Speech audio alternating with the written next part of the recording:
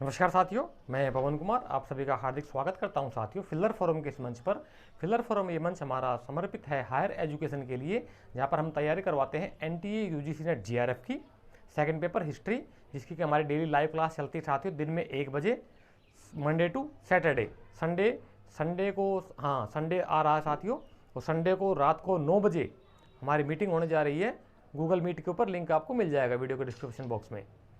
ठीक है, तो वहाँ से आप हमें ज्वाइन कर सकते हैं। विभिन्न मीडिया सोशल मीडिया साइट्स के ऊपर आप हमें फॉलो कर सकते हैं, जिसका भी लिंक वीडियो के नीचे डिस्क्रिप्शन बॉक्स में आपको मिल जाएगा। ठीक है, तो इन चीज़ों के ऊपर जरूर ज्वाइन करें आप, खास तौर से टेलीग्राम को। वहाँ पर मैं खुद डेली ही अपडेट्स वगैरह डालता रहता हूँ, टॉपिक से संबंधित भी और अन्य भी, पीडीएफ वगैरह, नोट्स वगैरह, जो भी मटेरियल मिलता होता है, स्टडी मटेरियल, वो हम टाइम टू टाइम पोस्ट करते रहते हैं, और वहाँ पर आप जरूर ज्वाइन कीजिए। ठीक है, तो अब हम जरा अपने क्लास में देख लेते हैं। राजपूत राजवंश चल रहे थे हमारे, राजपूत राजवंश हमारे खत्म हो चुके हैं। अब हम उसी चैप्टर को और आगे बढ़ाते हुए अन्य राजवंशों के ऊपर बारी बारी करके चर्चा करेंगे। ठीक है, छठी आठवीं 7th सेंचुरी से लेकर के 12th सेंचुरी तक, यानी कि 7वीं शताब्दी के लिए बाद से 12वीं शताब्दी तक के बीच का जो 500 सालों का ये टाइम पीरियड रहा है, इसमें अभी उत्तर भारत में हमने चौहान वंश देखे थे, राजपूत वंश देखे थे। अभी हम दक्षिण भारत में और देखेंगे। दक्षिण भारत और मध्य भारत के जो अन्य राजवंश होते हैं इसी टाइम पीरियड में, उनके ऊपर हम बारी बारी करके चर्चा करेंगे। ठीक है, तो अन्य राजवंशों में हमारा आता है साथियों पल्लव वंश। पल्लव वंश, इससे पहले हम पहला वंश पढ़ चुके हैं, तो ये पल्लव वंश में आ रहे हैं। 6ठी से 8वीं शताब्दी जिसका कि टाइम पीरियड रहा है। ठीक है, तो ये जो पल्लव वंश था साथियों, इसका जो संस्थापक माना गया है सिंह वर्मा। कौन माना गया है? सिंह वर्मा को इसका संस्थापक माना गया है। और अंतिम शासक था कंप वर्मा। इनकी जो राजधानी थी साथियों, वो मानी गई कांची। कौन सी थी राजधानी? कांची। तो कांची आंध्र प्रदेश में पड़ता है ये। ठीक है, कांची वो वाली कांची नहीं भैया, कहाँ दिमाग चला देते हो, कांची रे कांची रे। ये कांची जगह का नाम है, आंध्रा में। राजधानी थी किनकी? पल्लवों की। ठीक है, तो ये क्या हुआ था कि 300-600 ईस्वी है, 3rd to 6th AD, तीसरी शताब्दी से लेकर के 6ठी शताब्दी के मध्य में क्लब एक जनजाति हुई थी, एक समुदाय हुआ था, जिन्होंने बहुत ज़्यादा उत्पात मचाया था दक्षिण भारत और मध्य भारत में। ठीक है, उनके बारे में कहावत है कि उन्होंने चेर, चोल और पांड्य तीनों को इकट्ठा रगड़ दिया था। मतलब उनको बहुत बुरी तरह, राजाओं को चेर, चोल और पांड्य को इकट्ठा पकड़ लिया था, कैद कर लिया था उन्होंने पकड़ करके उनको। किनको? चेर, चोर और पांड्यों को।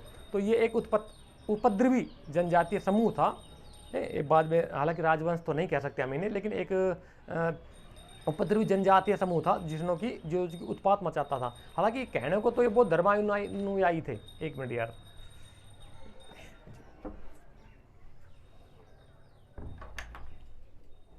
तो कहने को तो ये बौद्ध धर्म को मानने वाले थे, लेकिन अत्याचार बहुत ज्यादा करते। तो इस कारणवश से ये लोगों को परेशान करते थे। तो वहां से इन्होंने तीनों कलबरों ने, कलबर एक प्रकार की जनजाति जैसे कि हूण थे, अभी पढ़ाया था ना मैं लास्ट टाइम में, हूण थे ना, उन्होंने पूरा ये जला दिया था पूरा सिस्टम उत्तर भारत का, और कब्जा कर लिया था गुप्त साम्राज्य के ऊपर भी। स्कंद गुप्त को के टाइम में पहला वो हुआ था हूण का हमला है, उसके बाद फिर उन्होंने पूरा गुप्त साम्राज्य को तहस नहस कर दिया था। तो इसी प्रकार से दक्षिण भारत के अंदर उसी समय में कलबरों का आतंक चल रहा था। कलबरों ने विद्रोह कर दिया था 300 से 600 के बीच में। इनका जो चिन्ह था ना, पल्लवों का जो चिन्ह था साथियों, राज के चिन्ह, वो था बैल और लिंग। बैल, बुल और लिंग। लिंग मतलब शिवलिंग।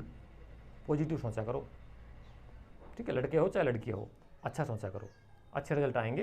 पॉजिटिव सोचो, पॉजिटिव मिलेगा। नेगेटिव सोचोगे तो रिजल्ट भी नेगेटिव आएंगे। ठीक है, तो चिन्ह जो था बैल और शिवलिंग, लिंग था इनका।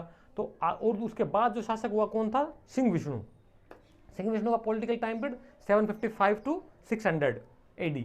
ठीक है, उसके बाद महेंद्र वर्मन। फिर ये छोटे छोटे राजा होते रहे यार, इनको हम स्किप करेंगे, फटाफट चलेंगे। ठीक है, महेंद्र वर्मन 600 से 630 के बीच में। नरसिंह वर्मन फर्स्ट 630 से 668 के बीच में। नरसिंह वर्मन 2 ये हुआ था 700 और 730 के लगभग। इसे पॉलिटिकल टाइम पीरियड था। ये एक मेन शासक था साथियों। इसने क्या किया, वाटिका और एक संस्कृत विश्वविद्यालय की स्थापना की थी। वाटिका संस्कृत विश्वविद्यालय को वाटिका बोला गया है इनके अभिलेखों में। किनके अभिलेखों में? पल्लवों के अभिलेखों में। ठीक है, तो और इसने एक राजदूत शांति के लिए चीन में भेजा था अपना एक राजदूत मंडल। और भी राजाओं ने भेजा है, वन बाय वन देखेंगे। चोलों ने भेजा था, तो इसने क्या किया था, एक राजदूत चीन में भेजा था। इसका जो टाइम पीरियड था, पॉलिटिकल टाइम पीरियड था, वो शांति का था, स्थायित्व का था। किसका? नरसिंह वर्मन 2 का पल्लव शासक था। क्लियर? ये बनवाए, हाँ ये पल्लव शासक तो जो थे सारे ब्राह्मण धर्म को मानने वाले थे ज़्यादातर। क्या थे? ब्राह्मण धर्म। ब्राह्मण धर्म बोले तो उस समय का ब्राह्मण धर्म बोले तो आज का हिंदू धर्म जिसको हम बोल देते हैं। सनातन बड़ा है, हिंदू उसका छोटा रूप है। उसमें से ब्राह्मण, वैष्णव, शैव है, जैन, बौद्ध, पारसी, सिख, पता नहीं क्या क्या निकल करके आए। सनातन सबसे बड़ा माना गया है, जो सदा से रहा है, सदा तक रहेगा। उसके बाद पता नहीं कितने आए कितने गए। ब्राह्मण धर्म और इसने क्या किया, नरसिंहवर्मन II ने कांची का कैलाशनाथ मंदिर बनाया साथियों। कांची का कैलाशनाथ मंदिर बनाया जो कि दक्षिण भारत में है। कांची का कैलाशनाथ मंदिर जो कि शिव जी को समर्पित है, शिव भगवान को समर्पित है। कांची का कैलाशनाथ मंदिर वो इसने बनवाया था नरसिंहवर्मन II ने। तो अभी हमने लास्ट में पढ़ाया था, बताइए एलोरा का कैलाशनाथ मंदिर किसने बनवाया था? पता था मैंने कि कैलाशनाथ 2 मंदिर है, एक तो एलोरा में है और एक कांची में है। कांची कैलाशनाथ मंदिर बनवाया था नरसिंहवर्मन II ने। तो एलोरा का कैलाशनाथ मंदिर किसने बनाया था, जो कि पहाड़ियों को चट्टानों को काट काट कर बनाया गया है? जरा बताइए, देखते कितने लोग बता पाते हैं। अभी पढ़ाया है, देखिए, ठीक है। कृष्ण फर्स्ट, मैं बताता हूँ, कृष्ण फर्स्ट ने बनवाया था, ठीक है। ये तो हाँ, इसको फिर चोलों ने हरा दिया था, नरसिंहवर्मन II को चोलों ने हरा दिया था और चोलों ने फिर कब्जा कर लिया था पल्लवों के राज्य के ऊपर। चोल डोमिनेंट हो गए, चोल जो प्रभावशाली हो गए थे। चोलों ने पांड्यों को भी हराया था, चोलों ने और राजवंश को हरा करके बड़े चोल साम्राज्य की स्थापना की थी। अभी देखेंगे उसके बारे में, ठीक है। इसके बाद आते हैं हमारे चालुक्य राजवंश। तो चालुक्यों में साथ 4 शाखाएं निकली चालुक्यों की। कौन कौन सी? बादामी या वातापी वाले, वेंगी के चालुक्य, कल्याणी के चालुक्य और गुजरात के चालुक्य। तो 4 शाखाएं थी चालुक्यों की। तो 1 बाय 1 हम करके डिस्कशन करेंगे चालुक्यों के ऊपर। तो बादामी या वातापी बोल देते हैं इनको, इनकी राजधानी वातापी थी पहले, बाद में फिर दूसरी हो गई थी बादामी, ठीक है। 6 से 8 सेंचुरी इनका टाइम पीरियड था, 6ठी से 8वीं शताब्दी के बीच में ये इनका प्रभावशाली राज्य हुआ था। किनका? चालुक्यों का, वो खासतौर से बादामी के चालुक्य। क्लियर? इसका जो पहला शासक हुआ था, जो स्वतंत्रता पूर्वक जिसने राज किया था ना, वो था पुलकेशिन फर्स्ट। बादामी के चालुक्यों को जो उभार करके लेकर के आया था, जिसने स्वतंत्र रूप से राज किया था, उसका नाम था चालुक्य और पुलकेशिन फर्स्ट। पुलकेशिन फर्स्ट इसका प्रमुख शासन, ये पहला शासक हुआ था, ठीक है। स्रोत इनको बादामी के और चालुक्यों को जानने के स्रोत कौन कौन से हैं? पुलकेशिन II का एहोल अभिलेख सबको पता होगा, जिसमें हर्ष को हराने का उल्लेख मिलता है कि सकल उत्तरापथिनाथ हर्ष 90,000 की सेनाओं सहित हार गया था, हाथियों की सेना सहित हार गया था। किससे? पुलकेशिन II से, ठीक है। जिसका लेखक है रवि कीर्ति। रवि कीर्ति ये जैनी था। रवि कीर्ति का कौन से संप्रदाय संबंध रखता था? जैन से, जैनी था ये रवि कीर्ति, ठीक है। एहोल अभिलेख पुलकेशिन II का, इसको जानने का है। दूसरा बादामी अभिलेख, जो कि 543 में निर्गत हुआ था, कन्नड़ में लैंग्वेज में है, कन्नड़ भाषा में है ये। आज भी अगर आप देखो चाहते हो तो कर्नाटका और इसके आसपास क्षेत्र में ज़्यादातर कन्नड़ भाषी लोग रहते हैं, कन्नड़ बोलते हैं। दक्षिण भारत में 4 भाषाएं बोली जाती हैं मेन से, तमिल, तेलुगु, कन्नड़ और मलयालम। ये 4 प्रमुख भाषाएं हैं दक्षिण भारत की, जो कि एरिया कवर करता है हमारा महाराष्ट्र का। नीचे चले जाइए आप, कर्नाटका, तमिलनाडु, केरला, थोड़ा सा आंध्रा का हिस्सा लगा लीजिए, आंध्र प्रदेश का है। ये जो दक्षिण भारत का पूरा हिस्सा, ये इनमें 4 भाषाएं मेन बोली जाती हैं। और भी बोलियाँ अलग है, भाषाओं की हम बात कर रहे हैं, भाषाएं बड़ी होती हैं बोलियों के बजाय, ठीक है। तो ह्वेनसांग इसके बारे में इसको क्या कहता है, किसको? पुलकेशिन II को मोहोलच कहता है, यानी कि महाराष्ट्र का महान शासक। किसको कहता है? पुलकेशिन II को, क्योंकि कर्नाटक और महाराष्ट्र तक का ये शासन कब्जा लिया था इसने, ठीक है। 7 सेंचुरी में जब ये आया था। इसने 5 अशोक स्तूप देखे साथियों। किसने? ह्वेनसांग ने उल्लेख किया, इसने 5 अशोक स्तूप थे इसके शासन में। पुलकेशिन II के राज्य में 5 अशोक स्तूप देखे थे। तो बताइए जरा, अशोक ने कितने स्तूप बनवाए थे टोटल?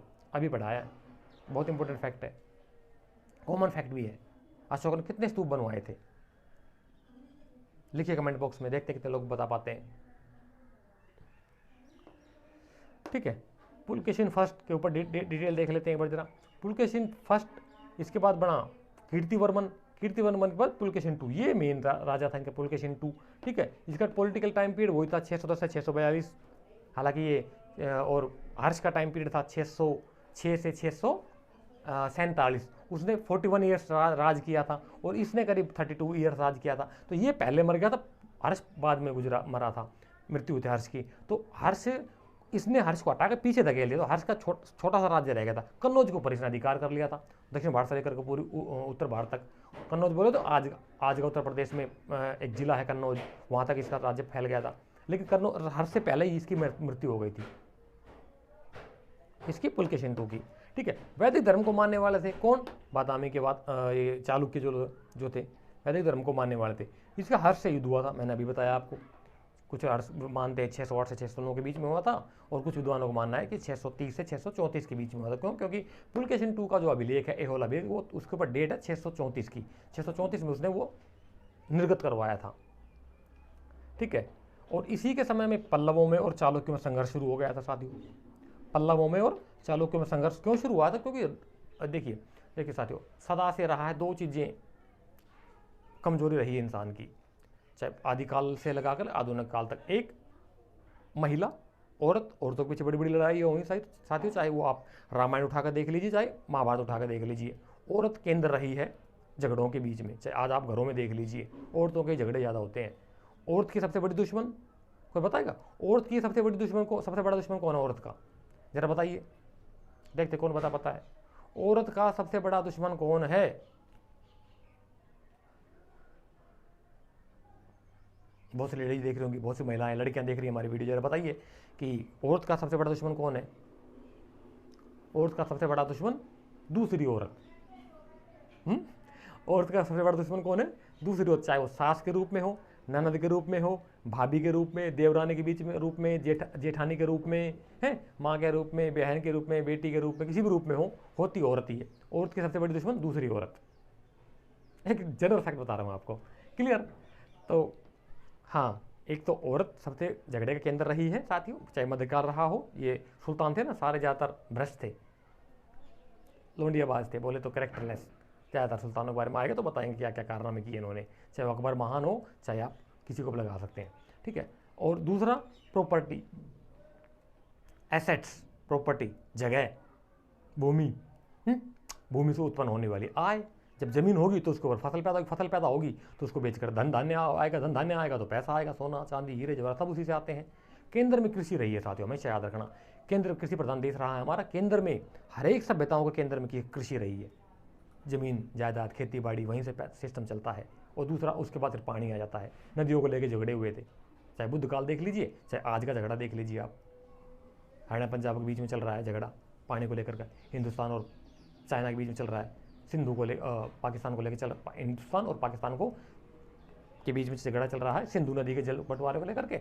और भारत और चाइना के बीच में चल रहा है ब्रह्मपुत्र के नदी के पानी को लेकर के।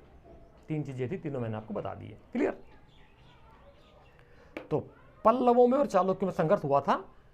ये कृष्णा दोआब का जो क्षेत्र था साथियों, बहुत रायचूर दोआब बोल देते हैं, कृष्णा का नदी के जो क्षेत्र है आसपास का, यहाँ क्या होता है, फसल बहुत ज़्यादा पैदा होती है, भूमि बहुत ज़्यादा उपजाऊ है। तो इसके ऊपर बहुत ज़्यादा वो फसल ज़्यादा होगी तो ऑब्वियस बात एसेट्स ज़्यादा मिलेगा, रेवेन्यू ज़्यादा मिलेगा, टैक्स कलेक्शन ज़्यादा मिलेगा, समृद्धि ज़्यादा होगी, पैसा ज़्यादा आएगा, तो लोग वहीं उसी तरफ भागते हैं। जैसे कि ऑल ओवर इंडिया के लोग दिल्ली NCR की तरफ भागते हैं। क्यों? क्योंकि रोजगार के साधन ज़्यादा है, इंडस्ट्री बहुत ज़्यादा है दिल्ली NCR में, चाहे वो आपका नोएडा हो, गाजियाबाद हो, गुड़गांव हो, है बावल इंडस्ट्रियल एरिया हो, मानेसर IMT हो, इस एरिया में ज़्यादा रोजगार के साधन है, क्लियर? इसके बाद हमारा चालुक्य संघर्ष आ जाता है। इसके बाद आता है विक्रमादित्य फर्स्ट। विक्रमादित्य फर्स्ट कोई बताएगा हमारे कितने विक्रमादित्य हुए हैं? अभी कुछ टाइम पहले मैंने बताया था, पढ़ाया था आप लोगों को कि कितने विक्रमादित्य हुए हैं टोटल। ये विक्रमादित्य फर्स्ट की बात आ गई, 655 से 681 का पॉलिटिकल टाइम पीरियड रहा इसका। उसके बाद विक्रमादित्य 2 आ जाता है, विक्रमादित्य फर्स्ट भी आएगा, विक्रमादित्य 14th भी आएगा। तो विक्रमादित्य 14 हुए हैं। अंतिम विक्रमादित्य जो था वो था हेमचंद्र विक्रमादित्य, हेमू जिसको कहा, जिसने कि पानीपत की दूसरी लड़ाई लड़ी थी अकबर के साथ में और हार गया था किसी कारणवश। अगर वो जीतता तो इतिहास कुछ और होता। आंख में उसके बाण लगा था, एक हाथी पे था, आंख में बाण लगा था, जिसके वजह से वो गिर पड़ा था और वो सेना तितर बितर होने के कारण अकबर को मिल गया मौका जीतने का, नहीं तो इतिहास कुछ और ही होता। तो 14 विक्रमादित्य हुए हैं। 14वां विक्रमादित्य था हेमचंद्र विक्रमादित्य, जो कि पानीपत का दूसरा युद्ध 1556 में अकबर के टाइम पीरियड में उसने लड़ा था, क्लियर? विक्रमादित्य 2, ठीक है। तो ये इधर का पोर्शन हमारा कंप्लीट हो गया। यहाँ तक का कोई सवाल हो तो आप हमसे पूछ सकते हैं जस्ट अभी कमेंट बॉक्स के माध्यम से। अब दूसरी तरफ देख लेते हैं। अब इसी का ही पल्लवों में अंतिम शासक कौन था? कीर्तिवर्मन 2। पल्लवों को बोले तो बादामी के पल्लवों में अंतिम शासक कौन सा हुआ था? कीर्तिवर्मन 2 वर्षा दंत्यदुर्ग का यहाँ पर लड़ाई हो गई थी। अंतिम शासक तो कीर्तिवर्मन था और यहाँ पर राष्ट्रकूट शासक था दंत्यदुर्ग, जिसके बीच में झगड़ा हुआ था, लड़ाई हो गई थी, युद्ध हुआ था। कब? 742 8वीं शताब्दी में। और उसके बाद वातापी या बादामी के ऊपर कब्जा हो गया था दंत्यदुर्ग, और दंत्यदुर्ग के बाद में कृष्ण फर्स्ट, ये वही कृष्ण फर्स्ट है जिसने मैं बता रहा हूँ अभी कि मंदिर बनवाया था उसका एलोरा का कैलाशनाथ मंदिर बनवाया था कृष्ण फर्स्ट ने, ठीक है। और एक दूसरा मंदिर बनवाया था नरसिंहवर्मन 2 ने, कांची का कैलाशनाथ मंदिर। 2 फैक्ट्स इंपोर्टेंट, ठीक है। अब आ जाते हैं कल्याणी के चालुक्यों की बात। तो कल्याणी के चालुक्य के बाद के में साथ ही उल्लेख मिलता है, अभिलेखों में उल्लेख मिलता हमें कि यहाँ इसमें 59 राजा हुए थे जिन्होंने कि अयोध्या पर शासन किया था, अयोध्या से शासन किया था, और 16 राजा ऐसे हुए थे जिन्होंने दक्षिणापथ मतलब दक्षिण भारत से शासन किया था। तो ये नेट का आया हुआ क्वेश्चन है कि कौन से राजवंश के पूर्वजों ने अयोध्या में शासन किया था? दक्षिण भारत का ऐसा कौन सा राजवंश था जिसके पूर्वजों ने अयोध्या से शासन किया था? तो वो थे कल्याणी के शासक, कल्याणी के चालुक्य आए तो चालुक्य, नहीं तो कल्याणी के चालुक्यों के की मान्यता है कि उनके पूर्वजों ने अयोध्या पे शासन किया था। क्लियर? 16 राजा ने दक्षिणापथ से शासन किया था, इनके अभिलेखों में उल्लेख मिलता हमें। इसका जो पहला शासक था मेन, वो था टैलप 2। कौन सा था? 10th सेंचुरी में टैलप 2 ने अपना साम्राज्य का विस्तार किया था कल्याणी के चालुक्यों में से, ठीक है। इसके बाद आया विक्रमादित्य षष्ठ, इसका टाइम पीरियड 973 से 997 था। विक्रमादित्य षष्ठ आ गया है हमारा। कौन आ गया है? विक्रमादित्य षष्ठ, विक्रमादित्य छठा। 11th सेंचुरी में पहुंच गए अब हम। 1076 से 1126 के बीच में इसका पॉलिटिकल टाइम पीरियड रहा है। किसका? विक्रमादित्य सिक्स्थ का। इसने क्या किया साथियों? विक्रमादित्य षष्ठ ने चलाया था चालुक्य संवत। क्या चलाया था? चालुक्य संवत, एक कैलेंडर जारी किया था अपने राज्याभिषेक के टाइम में, चालुक्य संवत के नाम से। इसके राज दरबार में साथ 2 रहते थे, विक्रमांक देवचरित। हाँ, विक्रमांक देवचरित का लेखक कौन था? बिल्हण। विक्रमांक देवचरित किसने लिखा था? बिल्हण ने। और विज्ञानेश्वर भी रहता था, इसने लिखी थी मिताक्षरा। विधि न्याय विधि का शास्त्र है, ग्रंथ है, बुक है, किताब है, पुस्तक है, जिसको भी लिखा था विज्ञानेश्वर ने। कौन सी? मिताक्षरा। और बिल्हण ने क्या लिखा? विक्रमांक देवचरित। ये मैच मेकिंग बहुत ज़्यादा पूछे जाते हैं साथियों, ये किसने लिखी, ये किसने लिखी, ये किसने लिखी। 4 ऑप्शन इधर से, 4 राइटर और 4 बुक दे देंगे, और आपको उनमें से मैच मेकिंग करना पड़ा। सुमेलित कीजिए, मिलान कीजिए, आते हैं ना क्वेश्चन, उनमें इंपॉर्टेंट आए हुए क्वेश्चन हैं, पीवाई को मिल जाएंगे आपको इजीली। अच्छा, ये हो गया विज्ञानेश्वर। इसके बाद में आता हमारा सोमेश्वर थर्ड शासक, एक और। कौन सा? सोमेश्वर थर्ड। और इसने ये विद्वान वो था, क्या बोलते हैं, राजा। और इतने लिखा था, पुस्तक लिखी थी एक मानसोल्लास करके। क्या नाम था इसकी पुस्तक का? मानसोल्लास करके लिखा था इसने। बस इसके बाद खत्म राम कहानी इनकी, चालुक्यों की खत्म कहानी। कब्जा लिया फिर दोबारा चोलों ने, इनको भी चोलों ने हरा दिया था, चोलों ने कब्जा कर लिया था इनके ऊपर, ठीक है, जैसे कि बादामी के ऊपर किया था। और बाद में आता वेंगी के चालुक्य। इसके बाद कौन से आते हैं?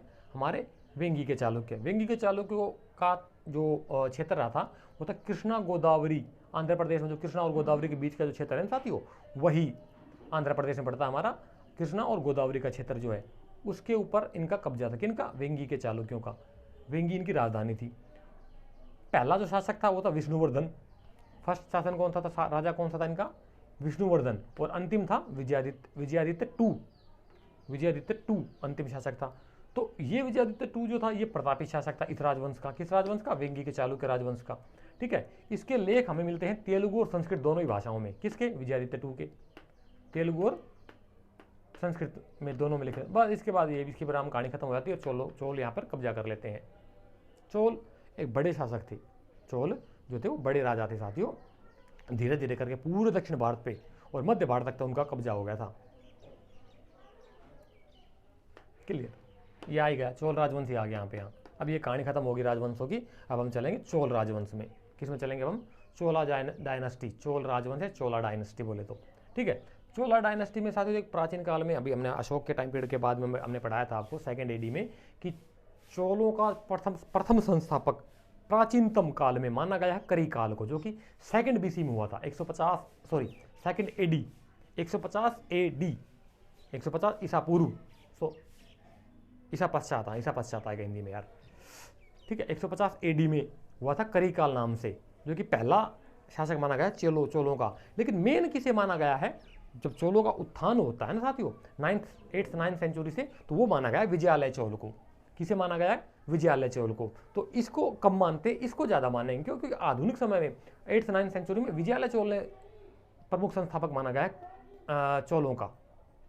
ये आपको ज़्यादा मिलेगा, ये आपको कम मिलेगा। हालांकि ये मेन था, क्योंकि ये सेकंड बीसी एडी में हुआ था यार, ये पहले हुआ तो इसको पहले इसको मानना चाहिए, इसको मानना चाहिए। 8th 9th सेंचुरी में हुआ था, तो इसको ज़्यादा माना गया है। चोलों का संस्थापक कौन? विजयालय चोल। करिकाल को बेचारे को दबा दिया, ठीक है। अंतिम शासक था राजेंद्र थर्ड। अंतिम शासक कौन था? राजेंद्र थर्ड। बहुत सारे शासक हुए, दबा के लाइन चलेगी इनकी, अभी बताऊंगा। अभी जैसे पालों की और चली थी ना, पालों की गोपाल, राज्यपाल, रामपाल, धर्मपाल, हैं, ऐसे पूरी सीरीज चलेगी इनकी भी। राजेंद्र थर्ड इसका अंतिम शासक था। तंजौर इनकी राजधानी थी। राजधानी क्या थी? तंजौर। और जिसको बाद में हुआ गंगईकोंड चोलपुरम। गंगईकोंड चोलपुरम, गंगईकोंड चोल, चोलों की, पुरम निवास स्थान है। गंगईकोंड चोलों का निवास स्थान। गंगईकोंड जो है ये नाम है जगह का, चोलों का निवास स्थान। इसका मतलब ये बनता है, इसका अर्थ ये बनता है। ठीक है साथियों, साउथ में बहुत लंबे लंबे मिलेंगे आपको, साउथ की भाषा में लंबे लंबे वर्ड्स मिलेंगे आपको, और थोड़े क्रिटिकल वर्ड मिलेंगे, और वो संस्कृत का टंग लिए हुए मिलेंगे आपको।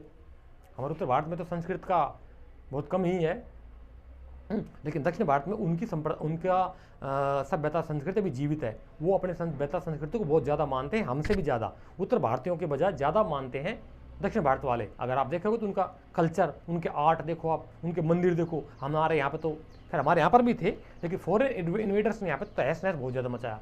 दिल्ली एनसीआर ने बहुत कुछ झेला है साथियों। आज का पंजाब, अफगानिस्तान और उत्तर भारत आप लगा लीजिए, पंजाब है, पंजाब, हरियाणा, उत्तर प्रदेश, गुजरात, और ये हिमाचल आज का, उत्तर प्रदेश लगा लीजिए, थोड़ा सा बिहार लगा लीजिए, और मध्य प्रदेश तक का हिस्सा। ये जो उत्तर नॉर्थ और नॉर्थ वेस्ट इंडिया का पार्ट है ना, इसने बहुत कुछ झेला, बहुत कुछ देखा, 1000 सालों तक तहस नहस करा। शक आए, हूण आए, कुषाण आए, सीथियनों ने ऐसी की तैसी कर दी यहाँ की, सब मंदिर तोड़ बगाए। उसके बाद फॉरेन इन्वेडर्स आ गए, अरबी हमलों ने कर दिया। मोहम्मद बिन कासिम 712 से लेकर के चला मामला औरंगजेब के आने तक, सब ने मंदिरों के पीछे पड़े हुए थे। क्यों पड़े हुए? कोई पता है कि मंदिरों के पीछे क्यों पड़े हुए थे? मस्जिदें क्यों नहीं तोड़ी किसी ने? चर्च क्यों नहीं तोड़े? गुरुद्वारे में क्यों नहीं गए? और धार्मिक स्थल क्यों नहीं तोड़े? मठ विहार क्यों नहीं तोड़े? पैसा, मनी, धन, सोना चांदी, हीरे जवाहरात कहाँ थे? मंदिरों में। चढ़ावा कहाँ सबसे ज़्यादा चढ़ता? मंदिरों में। आज भी आप देख लीजिए, सबसे ज़्यादा चढ़ावा मंदिरों में चढ़ता दक्षिण भारत के मंदिर में। चाहे वो है एक क्या बोलते हैं उसका, पुरी, जगन्नाथपुरी का मंदिर, क्या चढ़ावा चढ़ता भाई साहब। वहाँ पे लोग सोने चांदी की छत्र चढ़ा रहे हैं, वहाँ पे 50-50 किलो सोने दान दे रहे हैं। वहाँ पे किसी गरीबों को दे दो यार, मंदिरों में दे रहे हो तुम, लोग आधे भूखे मर रहे हैं। इंडिया के अंदर 20 लाख लोग डेली भूखा सोते हैं साथियों, बता देता हूँ आज आपको, ऑफिशियल रिकॉर्ड है ये। 20 लाख लोगों को खाना नसीब नहीं होता टाइम पे, डेली भूखे सोते हैं, और ज़्यादा ही होगा, कुछ कम नहीं हो सकता। क्यों? क्योंकि लॉकडाउन ने ऐसी तैसी करके रख दी सिस्टम की, पूरा सफा चट कर दिया मामला। खैर छोड़िए यार, अपन टॉपिक पे आते हैं। हाँ, ये हो गया गंगईकोंड चोलपुरम। लंबे लंबे नाम होते हैं इनके, और इन नाम को अगर आप अच्छे से याद कर लोगे तो उसका अर्थ भी निकाल सकते हो उसी नाम से ही। उससे अर्थ निकाल लोगे। हाँ, एक लड़की मिली मेरे को, साउथ इंडिया की लड़की मिली। मैंने व्हाट इज योर नेम, नाम पता क्या बताया? वेंकटा कोंटकरम करके, वेंटका कोटकरम करके उसने अपना नाम बताया। मेरे को 3 बार पूछा मैंने उससे, तब जाकर मेरे को नाम समझ में आया। चिन्ह, राज के चिन्ह बाघ। इनका जो पॉलिटिकल राज के चिन्ह जो था ना, झंडे के ऊपर, मोहरों के ऊपर जो लगता था, वो पहले बताया था मैंने, चेल चोरों पांड्यों में। तो चोलों का राज के चिन्ह बाघ था। अभिलेख जो मिलते हैं साथ, इनको तमिल और संस्कृत में मिलते हैं। तमिल अभिलेख जो है, तमिल में और संस्कृत में, दोनों ही भाषाओं में इनके अभिलेख मिलते हैं हमें। किनके? चोलों के। ठीक है, राजधानी तंजौर हो गई। लेख भाई 4 भाषाओं में मिलेंगे इनके यहाँ, तमिल, संस्कृत, तेलुगु और कन्नड़, 4 भाषाओं में मिलते हैं हमें। तमिल, तेलुगु, कन्नड़ और संस्कृत, 4 भाषाओं में हमें इनके लेख मिलते हैं। किनके? चोलों के। सिक्के हमें बहुत सारे मिले साथ, धवलेश्वरम से। धवलेश्वरम एक जगह का नाम है दक्षिण भारत में, जहाँ से कि चोलों के बहुत सारे हमें सिक्के मिले हैं। और उन चोलों के सिक्कों को, जो प्रमुख सिक्का था ना, सिक्कों को काशू, काटजू या करंजू कहा जाता था सिक्कों को। और प्रमुख सिक्का जो चलता था उसको कहते थे काशू। क्या कहते थे? काशू कहते थे उस सिक्के को, दक्षिण भारत में चोलों के सिक्कों को, ठीक है, काशू बोलते थे। टकसाल मिली है इनकी कुडमुक्कू, हाँ कुडमुक्कू से। कुडमुक्कू एक जगह है जहाँ पे इनकी ध्यान से इनकी टकसाल की प्राप्ति हुई है, हमें टकसाल मिलती है जहाँ पे इनकी टकसाल थी दक्षिण भारत में। धवलेश्वरम, रामेश्वरम, ऐसे लंबे लंबे नाम मिलेंगे आपको। अच्छा, तो वन बाय वन कर हम इसके राजाओं को डिस्कशन कर लेते हैं। तो पहला शासक कौन सा था संस्थापनकर्ता, मेन प्रमुख संस्थापनकर्ता? विजयालय चोल, जो कि 9th सेंचुरी में हुआ, 850 पॉलिटिकल टाइम पीरियड इसका, 850 से शुरू हुआ है मामला इसका, जिसका विजयालय चोल का। तो ये पल्लवों के सामंत थे। क्या बात है यार, देखो पल्लवों के सामंत थे, अभी पढ़ाया ना आपको, पल्लवों के सामंत थे 6th to 8th सेंचुरी के बीच में इनका पल्लवों का शासनकाल रहा है, ठीक है। तो पल्लवों के सामंत थे, पल्लवों के नीचे जमींदार थे बड़े बड़े, ठीक है, और पल्लवों को हरा करके पल्लवों उन्हीं के राज्यों पर कब्जा कर लिया। क्या बात है, नहीं मजा आया? नहीं नहीं, ये वो बात होगी कि मतलब नौकर ने मालिक को हरा दिया और मालिक का घर कब्जा कर लिया एक तरह से, ये वो बात हो गई। नहीं, हाँ भाई, पल्लव ये चोल जो थे पल्लवों के सामंत थे, पल्लवों के नीचे कार्य करते थे, सेनापति वगैरह, छोटे मोटे मंत्री, और सामंत बोले तो जमींदार एक प्रकार से है, जो बड़े बड़े जमींदार होते उनको सामंत बोलते थे मध्यकाल में। तो उनके सामंत, और उन्हीं को हरा करके उन्हीं के ऊपर कब्जा कर लिया। किन के ऊपर? चोलों के ऊपर। किसने कब्जा किया? सॉरी, पल्लवों के ऊपर कब्जा कर लिया। किसने कब्जा किया? चोलों ने। नहीं, क्या मजेदार बात है, तालियां बजाओ यार, अपने आप के लिए बजाया करो। एंजॉय के साथ पढ़ा करो, एंजॉय करते हो पढ़ा करो साथियों, है एंजॉय करते हो पढ़ना चाहिए, नहीं तो बोर हो जाओगे, नहीं समझ में आएगा, भूल जाओगे कुछ टाइम के बाद में।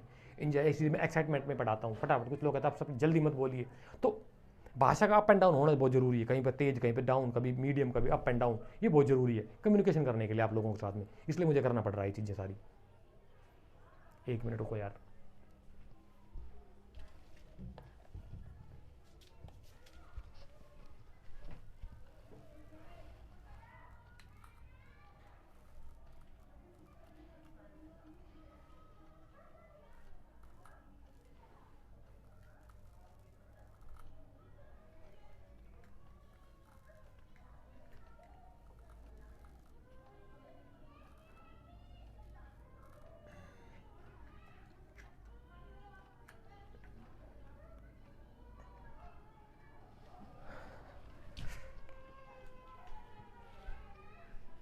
क्लियर?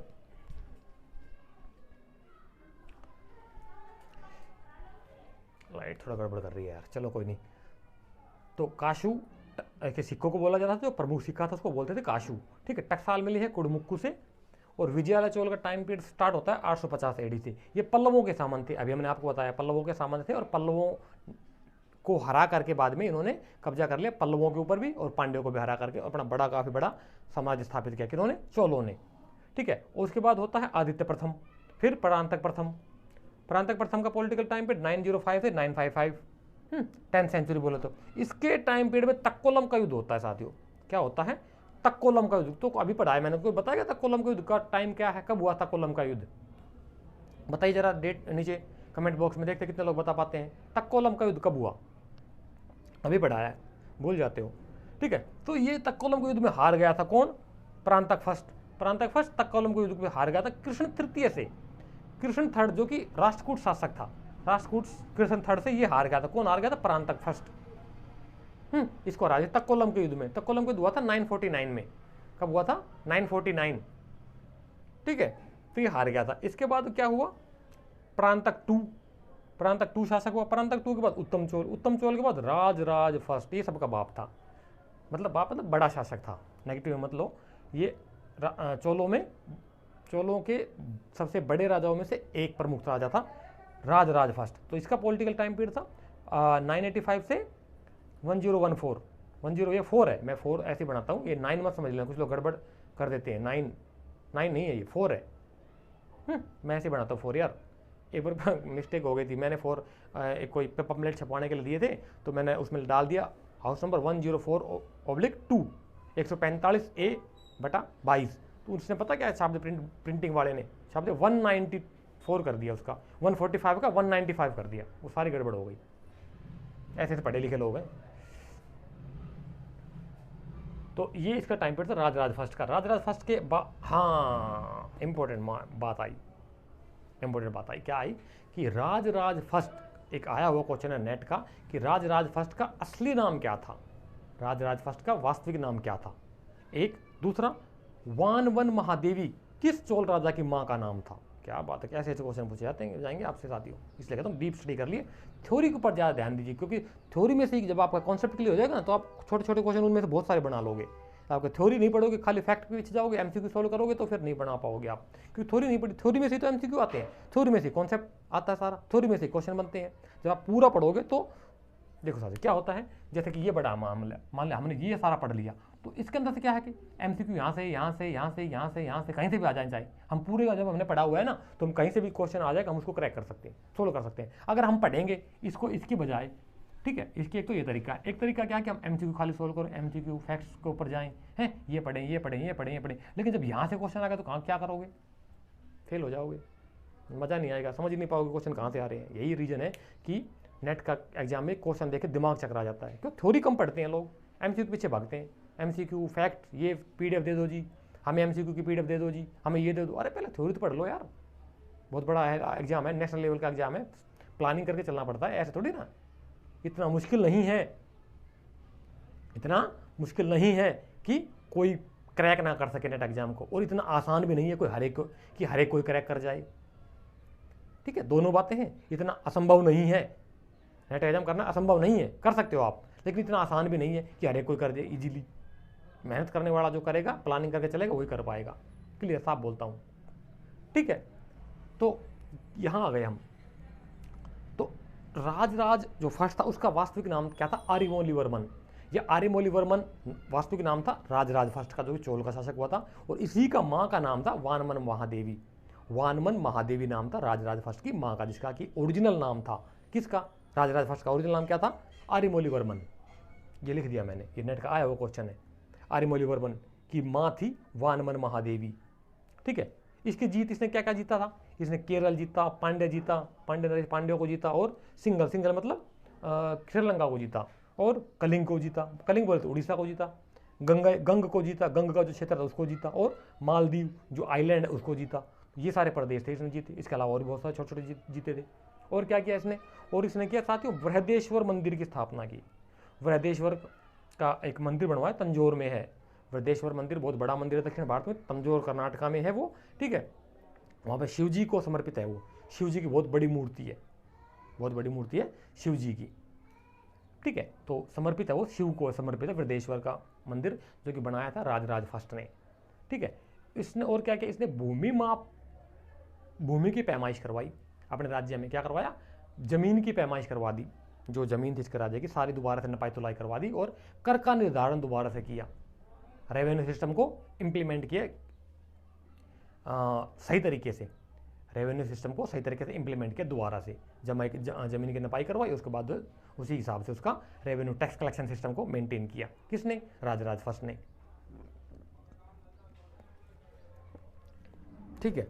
तो ये राजराज फर्स्ट के बारे में था। पानी पीता हूँ यार, एक मिनट, गला बैठ गया मेरा बोल बोल करके।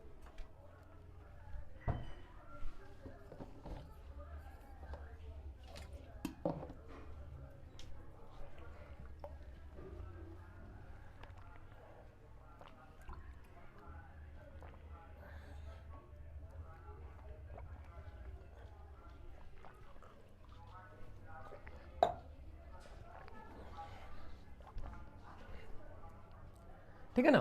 तो वृद्धाश्वर मंदिर की स्थापना की इसने, और भूमि नाप करवाई, भूमि की पैमाइश करवाई इसने। हाँ, दो इसने यज्ञ और किए थे साथियों, हिरण्यगर्भ यज्ञ और तुलाभार यज्ञ, दो यज्ञ और किए इसने। हिरण्य यज्ञ बोले तो तुलाभार यज्ञ, हिरण्यगर्भ सॉरी, हाँ पूरा नाम है हिरण्यगर्भ, एक प्रकार का यज्ञ होता है, जैसे अश्वमेध यज्ञ होता है, इसी प्रकार से हिरण्यगर्भ यज्ञ का वो किया इसने। और तुलाभार मतलब जैसे कि आज भी हम तोलते हैं ना, जो पॉलिटिशियन को भाई सोने से तोल दो, सोना चांदी बहुत ज़्यादा हो जाएगा यार, सोने से कौन तोल रहा है, तो उस समय तोला होगा राजाओं महाराजाओं के टाइम में किसी ने सोना चांदी से, तो तुलाभार हैं जो तोलते हैं तराजू के ऊपर। आजकल किसी पॉलिटिशियन को, किसी बड़े आदमी को मिठाइयों से तोल देते हैं, लड्डू से तोल दिया, लड्डू को बांट देते हैं पब्लिक में, ऐसे ही उसको सोना चांदी से तोला होगा, तो तुलाभार यज्ञ बोलते हैं उसको। तो ये पूरा है आज का हमारा चैप्टर टॉपिक ये कंप्लीट हो जाता है। यहाँ पे हमारा थोड़ा सा चोल का काल में और बचा है, वो अभी हम साथ साथ और देख लेते हैं चोल काल में। ठीक है, हाँ ये हो गया है यार, चोल काल थोड़ा सा बचा, वो कल देखेंगे। अभी काफ़ी टाइम हो गया, आधा घंटा करीब हो गया हमारी वीडियो चलते हुए। ठीक है, तो यहाँ तक का हमारे इस पोर्शन, दोनों पोर्शन को मिला करके कोई क्वेश्चन हो आप लोगों का, कोई सवाल हो आप लोगों को, इसी समझ में ना आई हो तो हमसे पूछ सकते हैं आप हमें इजीली, कोई दिक्कत नहीं है। मैं उसका हर बार तरह आंसर देता हूँ। और कमेंट जरूर क्या करो यार, देखो कमेंट से मुझे पता लगता है कि कौन कौन वीडियो देख रहा है, कौन कौन नहीं देख रहा है, किसको अच्छी लग रही है, किसको अच्छी नहीं लग रही है। अच्छी लग रही है तो भी बताइए, नहीं अच्छी लग रही है तो क्यों अच्छी नहीं लग रही है आपको हमारी वीडियो, वो भी बताइए, कमेंट कीजिए, ताकि हम उसको इंप्रूवमेंट करें, उसमें सुधार करें हम अपने तरीकों में। मेरी भाषा समझ नहीं आ रही है, हमारी राइटिंग समझ नहीं आ रही है, या हमारे अंधेरा ज़्यादा आ रहा है, आपको बोर्ड की लिखावट समझ नहीं आ रही है। हाँ एक चीज़ और, कुछ लोग कह रहे थे कि वो